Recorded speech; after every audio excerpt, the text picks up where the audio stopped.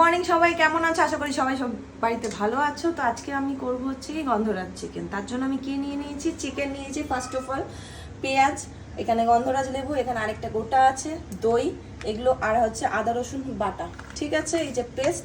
তো আমি এগুলোকে এখন পেঁয়াজটাকে বাটবো, বেটে এটার রসটা এর মধ্যে দেবো, এটা একটা ম্যারিনেশন হবে, সেই ম্যারিনেশনটাও তোমাদেরকে এক্ষুনি দেখাচ্ছি।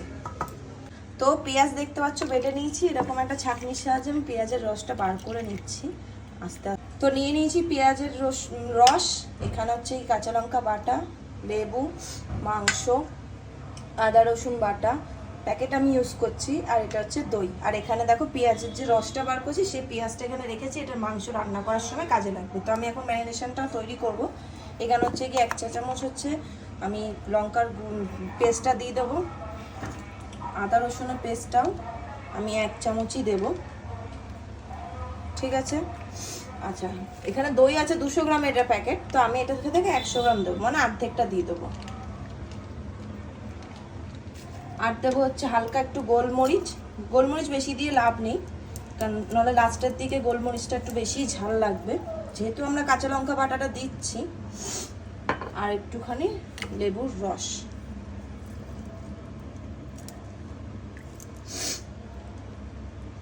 তারপরে আমরা দিয়ে দেবো একটুখানি সর্ষের তেল,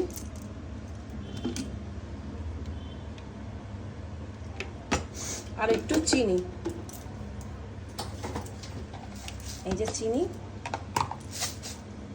এটাকে অল্প একটু দেবো, এই যে।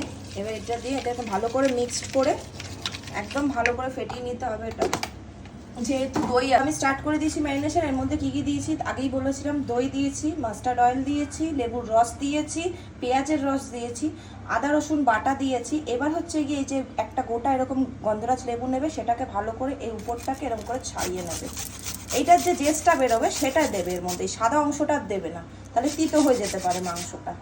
তো এটাকে দিয়ে পুরোপুরি একটুখানি হালকা নুন দিয়ে পুরোপুরি এটাকে আর্ধেক ঘন্টা মাংসের মধ্যে ভালো করে মিক্সড করে রেখে দিতে হবে। 8 ঘন্টা হয়ে গেছে, এবার তেল গরম করে নিচ্ছি কড়াইতে।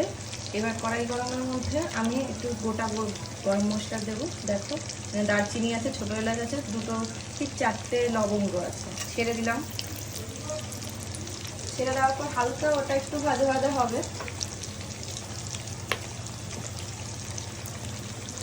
এবার যে পেঁয়াজটা আমি এখানে জল ছাড়িয়ে রেখেছিলাম সেই পেঁয়াজটা দিয়ে দেবো, বাটা পেঁয়াজটা।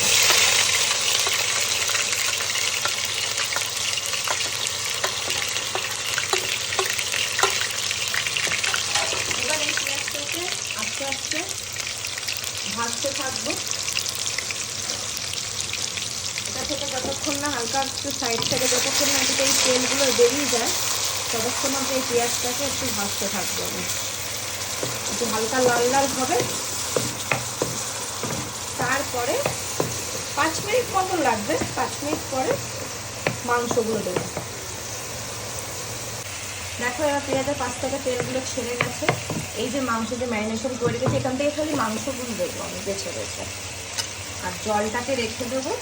যখন মাংসটা, এখন আঁচ একদম কমাবে না, আঁচটা পুরো একদম হাই ফ্লেমেই থাকবে, মাংসটাকে দিয়ে আমি আঁচ একদম হাই ফ্লেমে 10 মিনিট ধরে মাংসটাকে কষাবো। তারপরে এই যে জলটা বেরোলো এই জলটা তারপরে দিয়ে আবার 15 মিনিট আমি মাংসটাকে কষাবো। দেখো মাংসের সাইড দিয়ে জল বেরোনো শুরু হয়ে গেছে, বলেইছিলাম। এবার ওই যে বাকি ব্যাটারটা রয়েছে সেটা আমি ঢেলে দেবো এর মধ্যে। এর মধ্যে একটু গরম মশলা মিক্স করে বাকি যে বাসনটা আছে ওটা একটুখানি গুলিয়ে নিয়ে দিয়ে দেবো এর মধ্যে।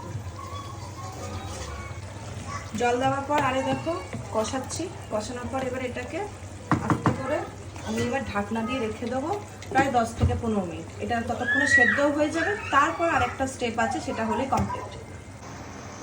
সেদ্ধ হয়ে গেছে আমাকে, দেখেছো অনেকটা পরিমাণে জল ছেড়ে দিয়েছে। এবার এটার মধ্যে আমি দিয়ে দেবো একটু গন্ধরাজ লেবুর রস,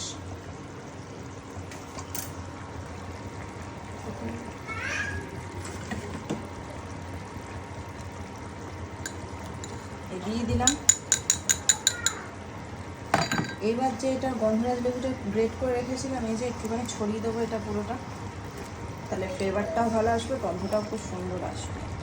আর এর মধ্যে দিয়ে দেবো একটুখানি জাস্ট বাটার, বাটার দিয়ে দিয়েছি। এবার দুটো লেবু এরকমভাবে তোমরা চাইলে গোল করেও দিতে পারো, দিয়ে হালকা করে জাস্ট একটু নাড়িয়ে নেবে।